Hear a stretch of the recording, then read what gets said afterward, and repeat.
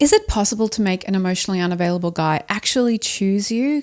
Can you do something that will draw him in and allow him to feel more safe and loved so he can open up to you? You can, but not in the way you might think. The truth is that you trying to help him is actually just driving him further away because it makes him defensive. He feels like he's inadequate, judged, or just not enough, which triggers his core wounds even further and he closes up. If you're making this mistake, I'm going to teach you one small but powerful hack that you can do if you find yourself stuck chasing an unavailable guy. This hack is going to either dramatically improve your relationship with him or it's going to help you move on. And if you're new here, welcome. My name is Amy and I help women stuck in patterns of self-abandonment that keep them attracting toxic relationships, and I help them to heal their core wounds in their body so they can be free of their patterns and attract a healthy relationship. And if you'd like help with that, please book a discovery call with me in the link in the description below. So the common mistake you're making when you love an emotionally unavailable guy is that you want him to choose you, to step up, to choose you and love you so that you can have the relationship and love you know is possible between you.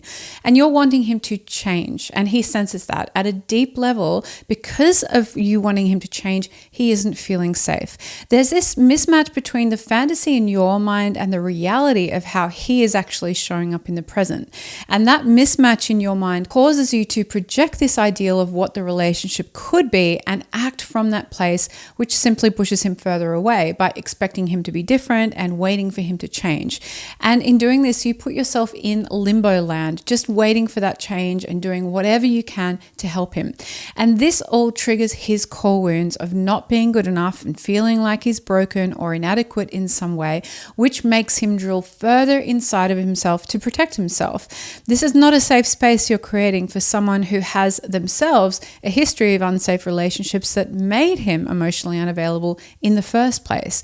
In fact, you're probably repeating the same trauma he experienced as a child, whether or not he or you are aware of it or not. And the cycle of generational patterns are just continuing. So by constantly putting your attention onto him and thinking and obsessing, what can you do or say to make him change, or what YouTube video or podcast or book you can send to him that's going to help him finally click, he's going to feel on a deep level that he's not enough for you or he's broken, and that's why you're trying to fix him. This dynamic gets you stuck between a rock and a hard place. You're waiting for him to change, trying to help him or fix him, and this just drills him further inside of himself as he feels unsafe, not enough, and it drives him further away from any kind of safety where he might actually open up, heal, or change. So this is the powerful hack you can do if you find yourself stuck in this place with your guy.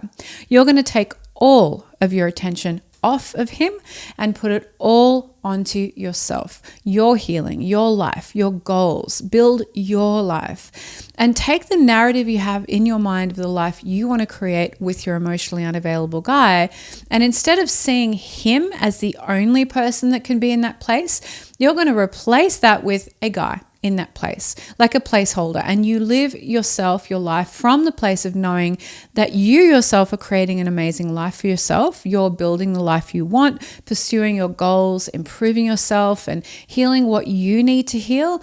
And maybe you'd love for him to join you there if he chooses to meet you there, but that is his choice and you're stepping back to see what he chooses while you get your life back on track. Now, one of two things will happen as a result. He will either be inspired and motivated within from seeing this shift in you, seeing how positive and happy you are focused on your life now, and want the same for himself, and will start to shift in a positive direction and hopefully want to be a part of it with you because you're the beacon of shining light that modeled it. Or he'll feel jealous, insecure, or intimidated and just collapse into his own lack of self-worth. And this will tell you what kind of guy he is. Now, both of these outcomes have benefits, believe it or not, because you'll either move into a more connected relationship with him, or you'll get the clarity that this guy just doesn't have the skills to learn and grow himself, let alone to learn and grow in a relationship with you. And that's ultimately who we need to be in relationship with. Not someone who's perfect, who's got it all figured out, but someone who has the raw materials to build a relationship with you over time. And that takes personal growth and choice. And how a guy responds to you choosing yourself and bettering yourself, either feeling motivated or defeated by diet is a very clear indication of whether you'll grow or stay stagnant in relationship with them. Because ultimately, it is impossible to grow and be in relationship over a long period of time if the person you're with is trying to stunt or stagnate your growth because of their own insecurities or fears. This hack is also going to help you identify what kind of emotionally unavailable man he is. There are two kinds. There's the chronic emotionally unavailable who have been emotionally unavailable their whole life, or the situational, which is where they've just gone through a divorce, or maybe they're a widow, and because of their life circumstances, it means that they are currently emotionally unavailable. Now, someone who's emotionally unavailable may or may not have the skills to walk into healthier relating, and this is a clear way to find out if they are, because ultimately they have to walk that path, either side by side with you or alone, but at the moment you're trying to jump into his shoes and walk for him, which is keeping him stuck on his healing journey. So please step away now and leave him to it. It is the perfect time for you to go deeper within yourself and your relationship to yourself and look at your patterns around always finding and attracting and being attracted to relationships where you have to be a fixer or a caretaker. Why do you always seem to fall for men that need fixing and helping? Are you always in a caretaker role in relationship? Perhaps you were raised in a household with emotionally unavailable or emotionally immature parents that required you to take on a parental role because they were emotionally neglectful in some way of you and probably each other and themselves as well.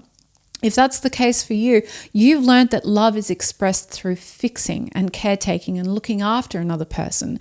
And underneath this pattern, there is a part of you that is deeply hurting because in their inability to not show up for you, to not look after you the way you deserve, to be the parent and mature adult they were supposed to be, you experience a deep sense of loss and abandonment as a child, whether or not you're consciously aware of it. And it doesn't have to look like an explicit abandonment. It can just be emotional neglect in that way.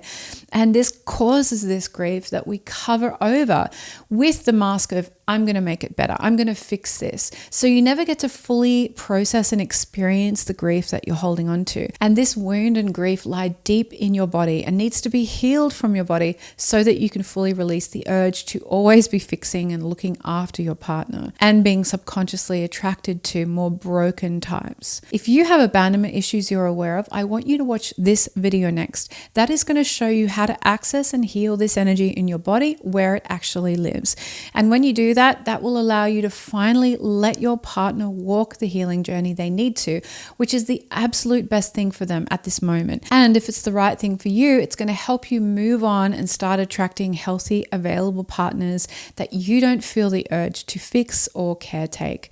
Now, if this is something you want more help with, this is the work that I do inside Heal Your Heart School. If you're interested in learning more, please book a call with me in the link below. In the meantime, here are some next step videos for you to watch so you can get one step closer to having a happy, healthy relationship to yourself and others. And in the meantime, I will see you in the next video.